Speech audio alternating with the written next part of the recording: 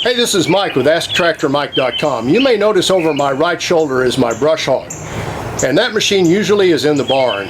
But we have a lame horse, and so the horse, in order to get it in and out, we had to park the brush hog outside, and I don't like that. We've had a ton of rain in the Ozarks, and I never ever complain about rain because I hate drought. Rain's okay. But this is how much it's rained. This is a picture of our pond from our upstairs window. And this is a wheelbarrow right here that I emptied last night and left sitting outside to clean out. And this is how much it rained overnight. So you can see we've had a ton of rain, and I'm out recording this right now. It's getting ready to rain again. We're near record rainfall levels for this time of year. So, having said all that, when you leave a machine parked outside, and I don't like leaving the machines outside, but sometimes you have no other choice, there's a couple of problems that can exist with a lot of moisture. And the first one is in the PTO shaft. When you go to attach the PTO shaft to the tractor, before you try to hook it on, I would use these products, and I'd like to thank the folks at WD40 for providing them for this video. First off, get some WD40 rust release penetrant spray and spray that in the PTO yoke to loosen up the mechanism that holds that PTO on the tractor so it'll slide on easily. What'll happen, especially when it's been raining a lot, you'll get a little surface rust either on the ball bearings that keep it on the tractor, or on some tractors there's a shaft that you push in and out, and those can freeze up. And then follow that up with a nice coating of WD-40 here in the non-aerosol Trigger Pro can around the PTO shaft, and it'll be easy to get that shaft on and off of the tractor.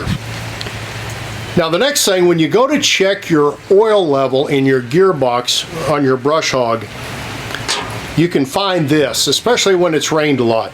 A lot of gearboxes have a check plug to check the oil, and if you open that check plug out and there's a lot of a substance coming out that looks like a kind of a mixture of oil and water, that's exactly what you have. It can be brown, it can be kind of white or chalky.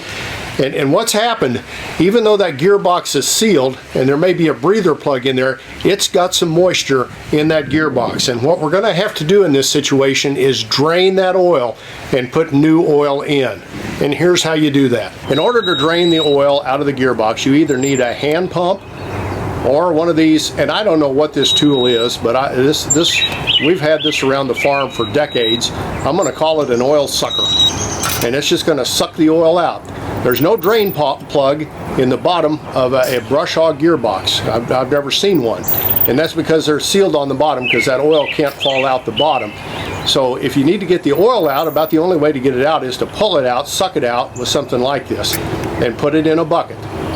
And you're going to get all of that oil out of there you can, and we're going to fill it with new oil. Now the old oil we're going to take to our local dealership, and most dealers have a waste oil burner back in the shop, or they have somebody that picks up the oil and recycles it and sends it to a place with a waste oil burner. We don't want to dump it out on the ground. It can contaminate our water. Now I'm going to tell you one other little tip today about gearboxes. If you open that gearbox up and nothing comes out and you can see no sign of oil but it's still working, I'll tell you what's happened.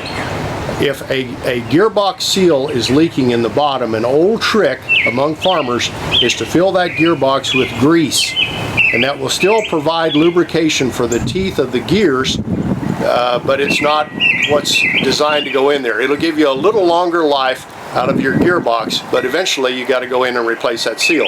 And replacing the seal in the bottom of one of these gearboxes is a fairly major deal.